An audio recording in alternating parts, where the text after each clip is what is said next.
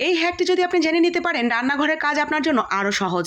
ইউটিউবে একটা আপুর শর্টস ভিডিও দেখে আমি এই হ্যাকটি জেনেছিলাম এবং বানিয়ে রীতিমতো চমকে গেছি। দারুণ কাজ করে, ভাবলাম আপনাদের সাথে শেয়ার করে ফেলি। প্রথমেই যে কোনো একটা প্লাস্টিকের বোতল নিতে হবে, দুই পাশ থেকে কেটে নিতে হবে, আর পেছনের দিকে কিছুটা জয়েন করে ঠিক এইভাবে রেখে দিতে হবে।